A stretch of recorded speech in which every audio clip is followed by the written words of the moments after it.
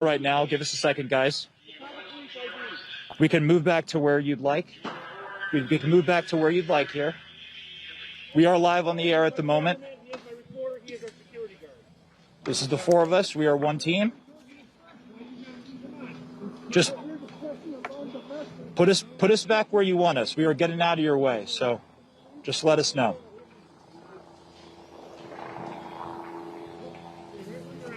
Wherever you'd want us, we will go. We are just getting out of your way when you're advancing through the intersection. So just let us know, and we got you.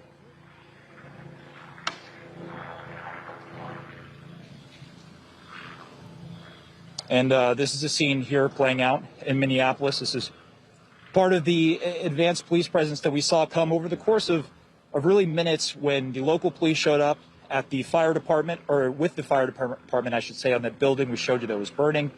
This is among the State Patrol unit that was advancing up the street, saying and scattering the protesters at that point for people to clear the area.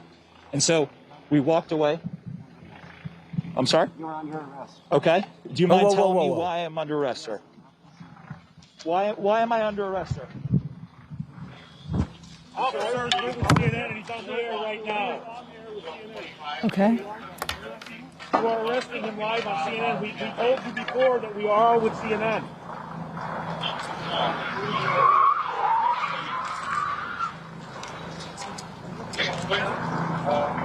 If you're just tuning in, you are watching our correspondent, Omar Jimenez, being arrested by state police in Minnesota. We're not sure why our correspondent is being arrested. Hang on one second, Allison. Let's listen into what these officers are saying.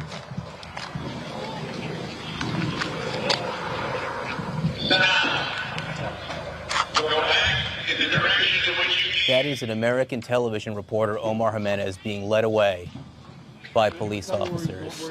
He clearly identified himself as a reporter. He was respectfully explaining to the state police that our CNN team was there and moving away as they would request. And then for some reason, he was just taken in to police custody live on television. I'm sorry, I did not mean to interrupt you, Allison. I just wanted to listen to see if we could hear more from the officers, the state police, as this is going on. Yeah. We're trying to see what's going to happen, John, obviously, to the rest. I'm about there, guys. We were just out here reporting the closure of the streets. They just, Omar was just arrested. I believe they're about to, we're all about to be arrested. That's our producer.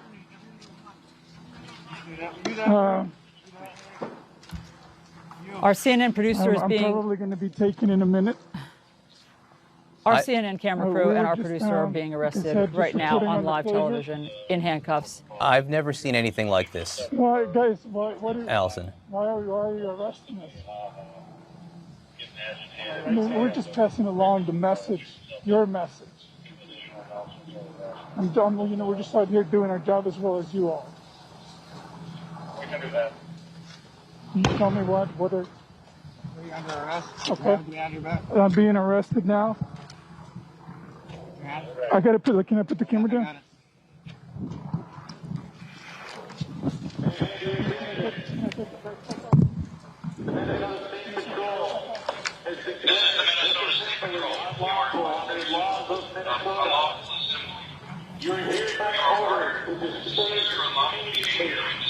If you're just tuning in, this is our camera crew, our CNN camera crew, being arrested by the Minneapolis State Police. We believe the camera is now on the ground because our cameraman has been handcuffed. Our correspondent, Omar Jimenez, was also led away in handcuffs, as was his producer. They were standing where they were told to stand previously by police. They were out of the way. We don't know why they're being arrested. They're not being given any explanation, as far as we can hear, for why they're being arrested. We don't know why they're being handcuffed and led away. They are allowed to be reporting on the unrest that's happening right now, but for some reason, the state police have decided that they need to be under arrest. And just to be clear, Allison, having been in the middle of protests like this, I've never seen anything like this. I have never seen anything like this. The camera is being walked away. Now, I don't know if this camera is still in the hands of our photojournalist or whether the police officer, yeah, this is the police carrying our camera right now, frankly, not aware that it's still rolling. We have been listening in. Hello, Knockouts. Tonya TKO here, and we are covering the riots. We're covering the brutality. We are covering it all over here. And I just want us to take a look at this mess over here. Let's just take a look and let's talk about it. I want you to speak up in the comments. All right. So they are arresting this CNN reporter on air. Look, you know, the whole thing is just so strange and so bizarre. And I'm sitting here like at first, wait, I'm trying to figure out, is the cop holding, was he holding his own microphone? Rewind that part and look at it. I thought the cop was holding up his microphone. I thought this was a joke. I don't know what the hell is going on over here. And I'm laughing because I'm like, at what point do we consider America a failed state? You know, this is just becoming ridiculous. I remember when I was a child, there was this little storybook about this dog. And the dog was carrying a bone. And the dog was passing by over this bridge and it looked in the water. And the dog, looking in the water, seeing a dog with another bone, the dog began to bark. And when the dog began to bark, the bone that was in its mouth fell out. And then all of a sudden, it saw that the dog in the reflection no longer had a bone. He didn't... Listen. This is just pure madness. That story reminds me of America, because the United States of America is cannibalizing itself on its own racism and bias. I read a comment where someone was saying Anderson Cooper would have never been arrested live on air. And, you know, look, as long as we have been watching Anderson Cooper and him reporting out live on the scene, we have never seen him arrested on air, right? And he's covered many a broadcast, even controversial ones, right? But the thing about it that's so crazy is that the hidden and implicit bias in America has white people blind to their own racism. Would this man have been arrested if he was a Caucasian reporter on air? Who knows? But have we ever seen a Caucasian reporter arrested on air? I had someone write and comment on my videos. I'm not doing any screenshots. We're just talking right now, right? The person commented that that situation with George Floyd was not racially motivated. They're like, how do you know race was involved? And I'm just sitting here laughing because these people are so...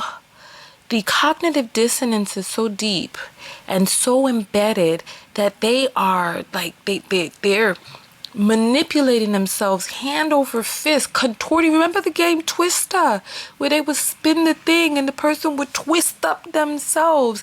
And it's like, we are playing racism, racial Twister in this country where people are tying their tongues in like pretzels, tying it in a fork, to pretend like these situations are not racially motivated. And I'm just sitting here, I'm just laughing to myself because it's like America's like that dog with the bone. And it's like, until you realize who it is that you are, what it is that you're doing, what it is that you have, and the unhealedness that exists in this country will never be right. So it's like you standing there barking and barking when you're losing everything, America. We have, remember how people were calling And forgive my New York accent is on rampage today. I don't feel like dampening it today. Remember they were calling Obama the Antichrist. They were like, oh, a charismatic leader is going to come and destroy the country. Look upon us, yeah. Our country is being destroyed. We have elected a reality host star into the doggone White House. This man, and it's like people are just so hidden to the fact that this man is he's inept. He is not up to the task. He is unqualified. And, let's talk about it.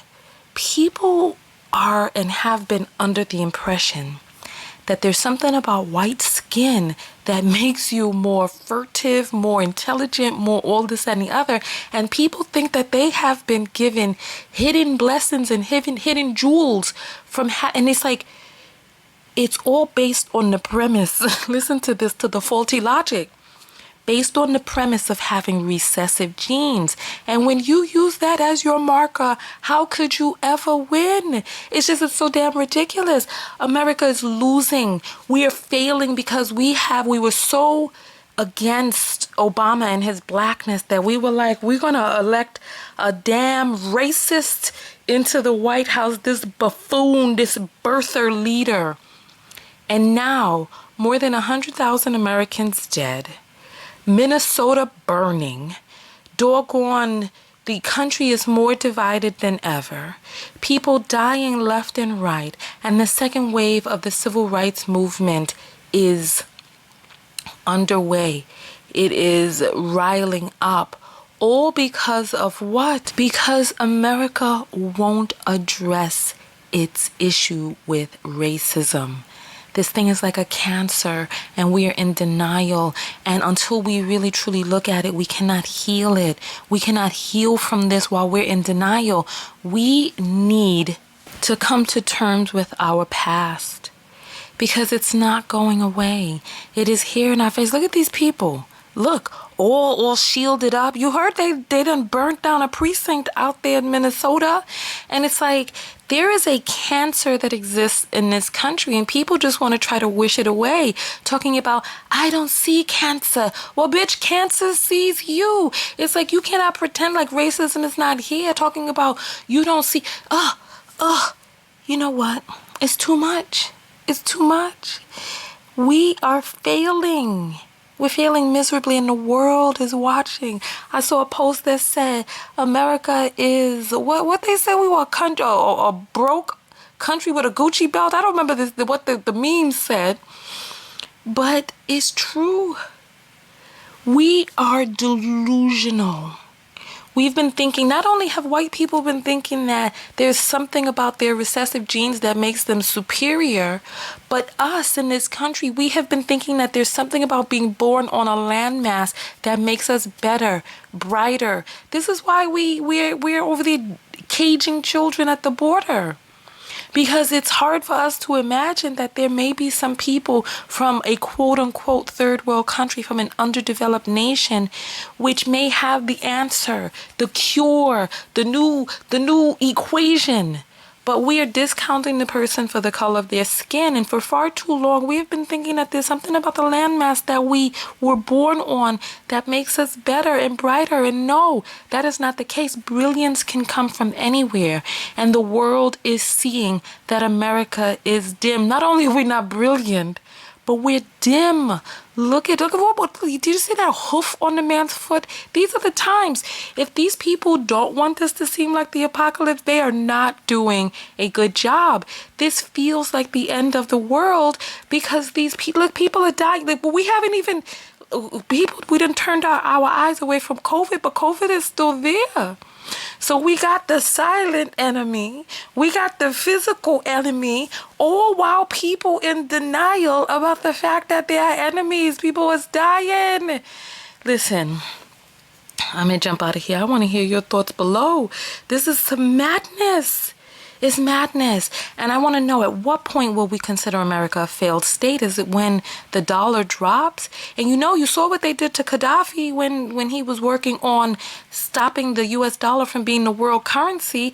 But if we don't get some adept leadership in office, how much longer do you think we can take this world public relations battering that this country is taking? You know what? It's like, just like with the bone. It's like the dog is trying so hard to get the other dog's bone that he loses his own bone. And we're trying so hard to keep the American dollar the top dollar that we've elected a buffoon that we thought was a millionaire into the office to finally destroy the damn dollar. Let me hear your thoughts below. Thank you for watching. Make sure that you thumbs up the video, make sure that you subscribe, and hit the bell notifications to be notified of new videos. Leave a comment below, share the video, and come over to TonyaTKO.com to subscribe to my personal mailing list and drop me a message of a viral story that you'd like for me to cover. See you on the other side. Peace.